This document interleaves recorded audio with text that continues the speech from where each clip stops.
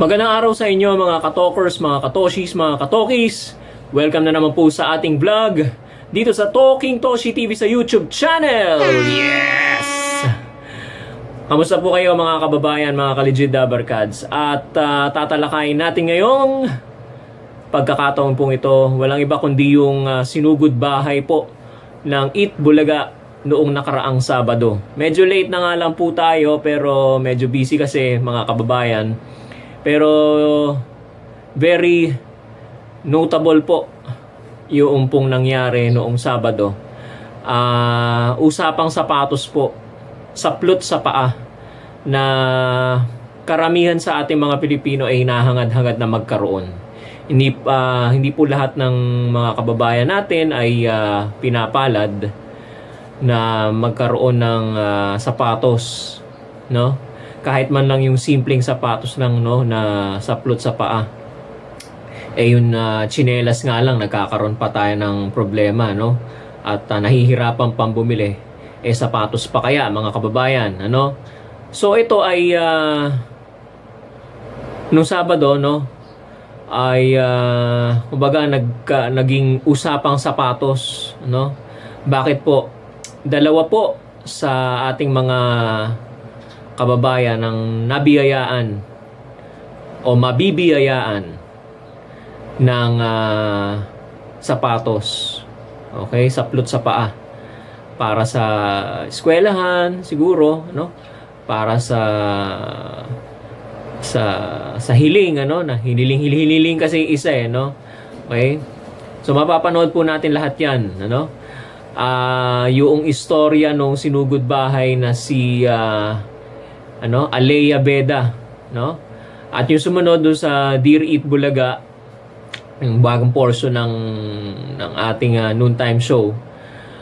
Yung pong Dear Eat Bulaga, yung nangangarap na maging basketball player, matangkad siya, no? Si Dylan Umadhay, no? So yan po ang more or less na pag-uusapan natin ngayon. At para magsimula na tayo, gusto ko pong bigyan muna kayo ng background tungkol dito kay Alea, no? Katulad ng isang ordinaryong mamamayang Pilipino, sila ay kapuspalad, dukha, no? Walang kuryente actually sila, no? Nangangalakal lang sila. Kasama yung bata, si Alea. Tinutulungan niya yung mga magulang niya sa pagtatrabaho. Minsan walang makain. Okay? Sabi doon sa interview ni Mayor Jose Manalo, toyo lang at kanin lang at saka mantika ang kanilang kinakain. Minsan wala silang maisubo sa kanilang mga bibig, ano? Okay? Dati yung nanay, si nanay, walang pangalan, hindi ko nakuha yung pangalan, pasensya na. Pero yung nanay noong bata ni Alea, trabaho dati as DH at Dubai. Umuwi noong 2012, tapos bumalik at umuwi agad dahil hindi raw kaya ng tatay na tutukan yung mga bata sa kanilang paglaki, no? So sila ay nagtutulungan, pati yung bata tumutulong sa paghahanap buhay para meron lang sila mairaos lang ang kanilang pang-araw-araw na pangangailangan. Okay? So nung humiling, nung tinanong ni Tito Sen ng mga Dabarkads natin kung ano ang gusto niya, no, kahilingan niya, okay, yung pansarili, kasi hinihiling ng bata sa pamilya, no. Pero tinatanong kasi para naman doon sa bata, kasi mahabang panahon na tumutulong yung bata doon sa mga magulang para sa pamilya niya.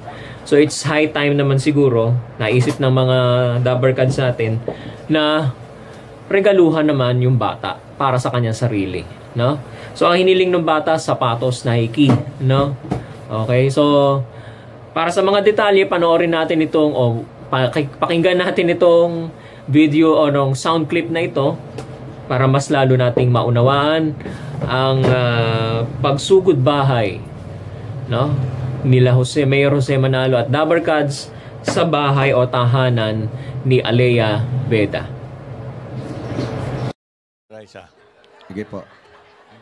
Hindi. Ano yan? Hindi, baka may gusto pa raw si Alea na ibang bagay. May gusto ka ba, Alea? Ano pa mga gusto mo? Gusto Para ko sa'yo. po makabili ng nakailangan po namin. Yung para sa'yo. Personal. Sapatos po. Sapatos. Anong klaseng shoes? Anong klaseng shoes ang kailangan? Nike. Nike. Rubber shoes. Paano ba yan? Pampi? Nike, asawa ni Nighty. Hindi. Nike. Anong size mo? Anong size? 36 Hindi. or 38. 30. 36, 38. Ano, Raisa? Ano ba yan? Pang school mo? Ano Opo, size ng para paa po sa niya? Sa PE. 36 si Raisa, 36 daw, or- 36 din. 38. 36, 36, 38. Tignan mo nga. 38. Oh. Ganito lang ba kalaki paa ni Raisa May? Opo, Mayor. Bakit? Oh. Si Karen din, meron. Ano? Ganito paa ni Raisa eh. Anong size mo, Karen? 38 po. Yun.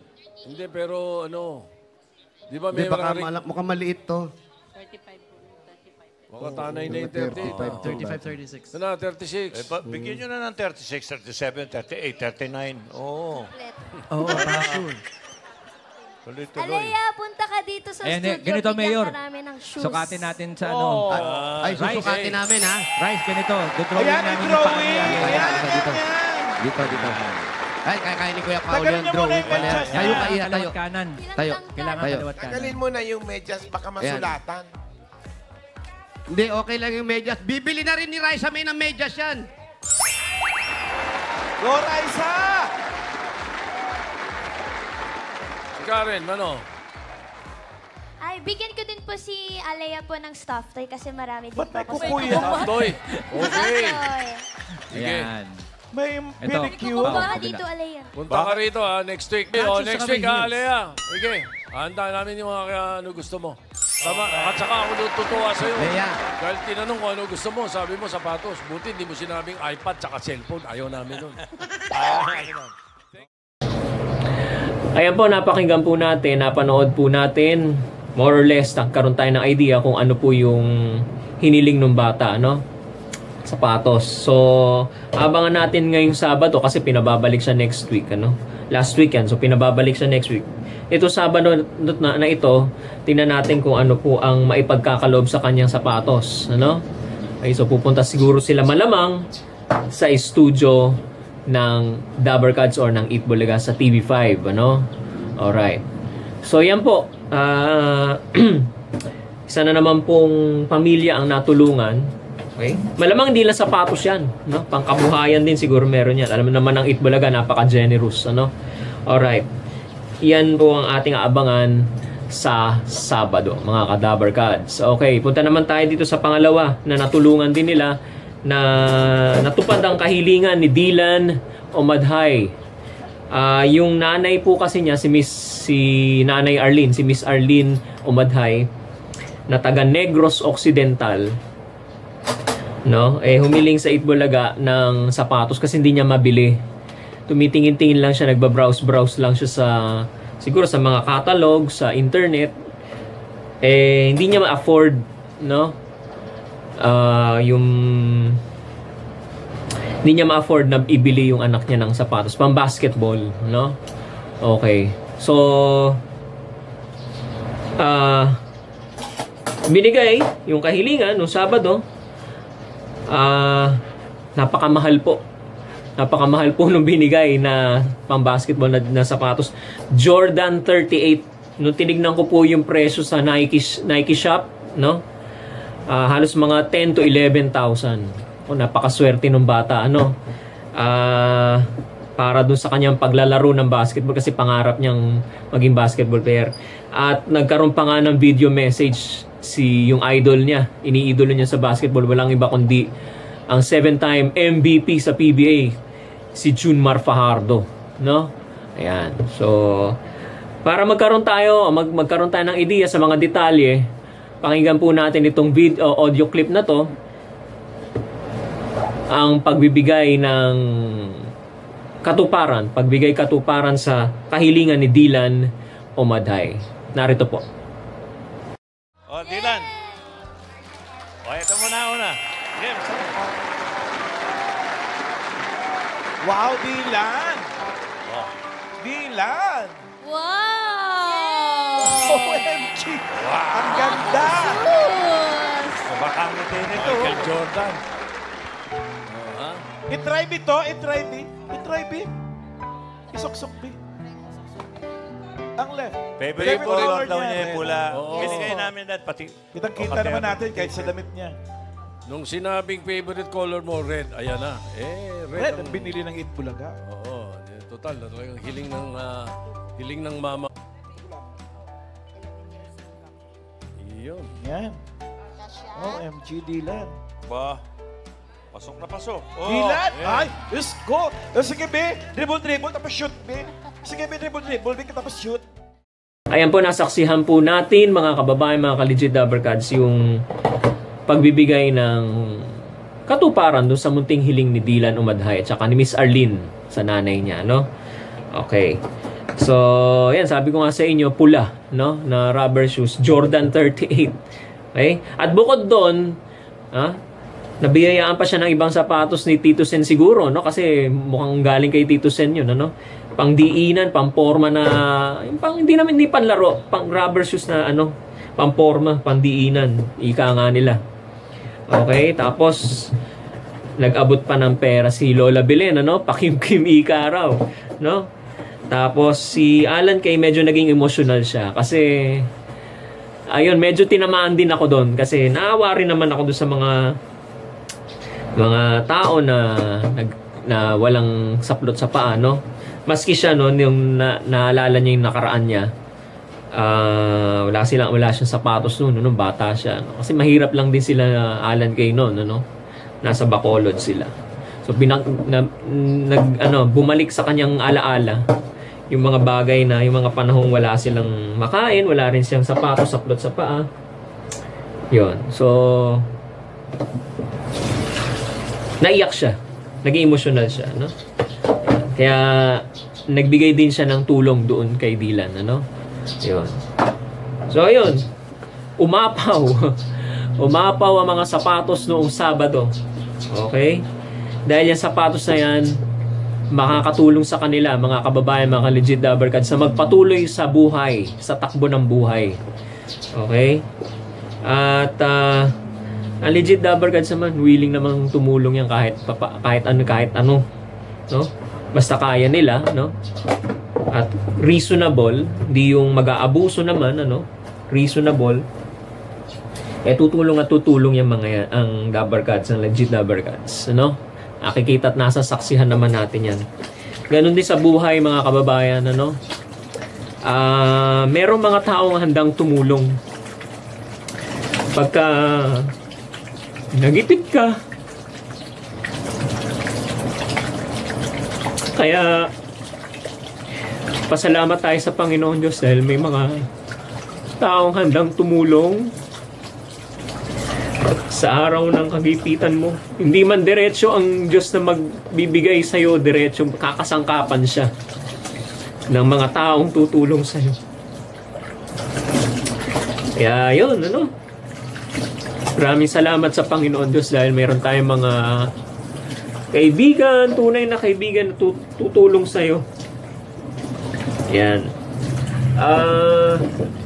Mga kababayan, salamat po sa pagsuporta po ninyo. Gusto kong samantalahin itong pagkakataong ito para pasalamatan yung mga sumusuporta sa atin, yung mga nag-subscribe po sa atin. Dahil kamakailan po, umabot na po tayo ng 1,000 subscribers. Now, we have already reached the 1,000 subscriber mark, 1,000 na po ang ating subscriber at higit na po dyan yung ating subscribers hanggang ngayon, Sa mga tumulong, sa mga sumuporta, sana wag kayong magsawa manood at suportahan ang ating mga videos na ina-upload,